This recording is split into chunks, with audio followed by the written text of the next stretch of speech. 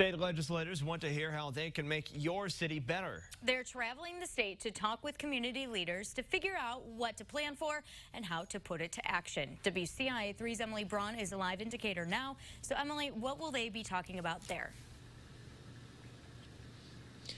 Christy, 2 state senators will be heading here to Decatur to talk about construction needs. And this all comes after Governor Pritzker has said he wants to prioritize rebuilding roads, bridges, and colleges and more all across the state of Illinois.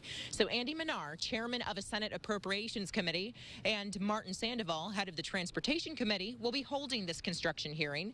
They'll meet with city leaders, community organizations, and transportation experts. And from there, they'll create a wish list. Then they'll take that back and tack it onto the ideas list for a statewide capital construction plan. The meeting happens at 1 o'clock this afternoon, but coming up in the 7 o'clock hour when we switch to WCIX, we're going to tell you about some construction plans that are going to start soon in the Champaign area. Stay with us for that. Live in Decatur, Emily Braun, WCIA3, your local news leader. All right, Emily, thank you for that report. Now, this all comes as IDOT prepares for the start of the construction season. Few of those projects are in Champaign. Today, a project will start for reconstruction of the Bradley Avenue Bridge over I-57 in Champaign. That should be done in November. Next month, crews will start resurfacing Bloomington Road from Mattis to Prospect. IDOT says they should finish that in June. Got a lot of sunshine expected for the day today, and that's all thanks to high pressure that's in the area. So clear on Storm Tracker Doppler already this morning, and we're going to stay that way for the afternoon today, tonight, and then for a majority of tomorrow as well. Right now we are at 26 in Champaign, 27s in Danville, Watseka, Bloomington, and 29s in Lincoln, Decatur, Taylorville, or 28 in Taylorville and 29 in Decatur. We're looking at Champaign now in our Bratcher Skycam, part of the Roofing Dog iNet. We're going to be noticing a pretty sunrise this morning, and then we've got most likely a pretty sunset later on tonight as skies will be clear. So for today, we're going with mostly clear for a majority of the day today. Maybe just a cloud here or there that does pass by in the afternoon. But overall, though, we've got a lot of sunshine expected. Your cast high temperatures will be in the middle to upper 40s in many locations today. Very similar to what it was over the weekend. The one difference, though, will be it won't be as windy. That wind won't be as cold as what it was yesterday. Very quiet, though, on Future Track. Like I said, a few clouds here and there is about it for the day today. Overnight tonight, with clear skies, we'll drop down to lows in the upper 20s and low 30s, where we've been pretty consistently the past few mornings as well. So very quiet, and we'll continue that trend here for much of this week. Aaron, Christie. Jack, thanks. A family is looking for answers after a woman was found dead. It happened Saturday near 4th and Rafter Streets. 26-year-old Stephanie Brown was found dead there. Police are investigating it as a homicide, but we are waiting for an autopsy from the Sangamon County coroner to determine the exact cause of her death. We now know the name of the man who died in the shootout with Illinois State Police on Saturday afternoon. 53-year-old Billy Walker of Missouri was killed. He was already wanted on felony counts when police say he attempted an armed carjacking at a Sam's Club parking lot in Glen Carbon. The state trooper is expected to be okay. New this morning, 5 people were taken to the hospital after a car crash in Decatur yesterday afternoon. Our partners at the Herald and Review say 3 cars were involved at the intersection of East Center and North Morgan Streets. Police say one of the drivers was cited for failure to yield at an intersection.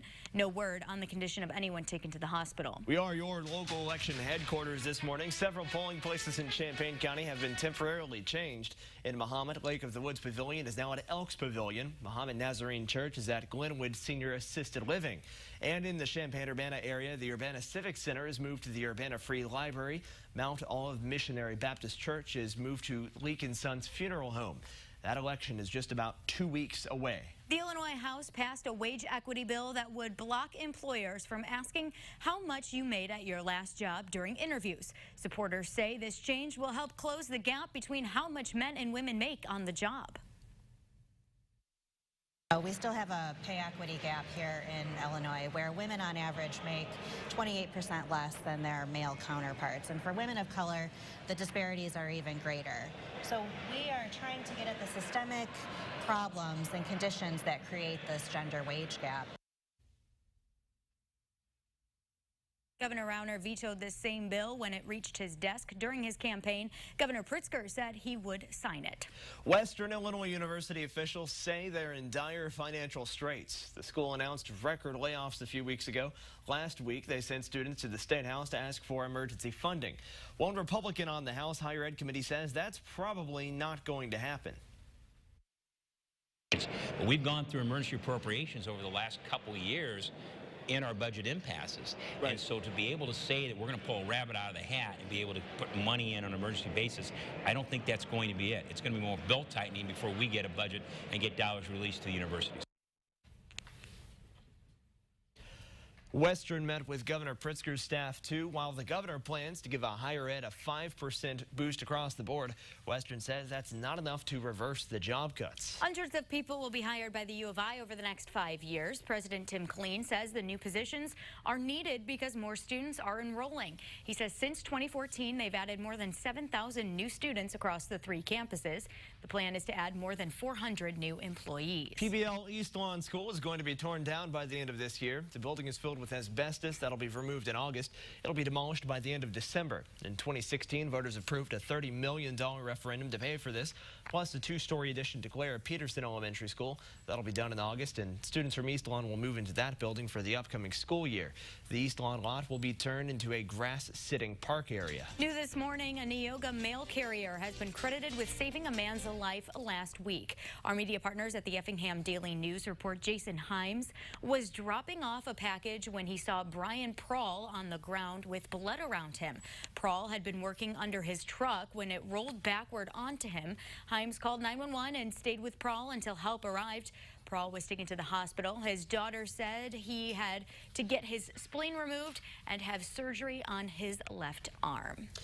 Well, that will wrap up the morning show on WCIA, but coming up when we make the switch to WCIX for the 7 and 8 o'clock hours of the morning show. We are giving back on this Monday morning. Find out how you can help out with the Stevens Family YMCA coming up in about 10 minutes. But before that, let's get one last check of our forecast with Jack. Thanks, Aaron. We've got a lot of sunshine today, a high of 47. Also not much in the way of wind.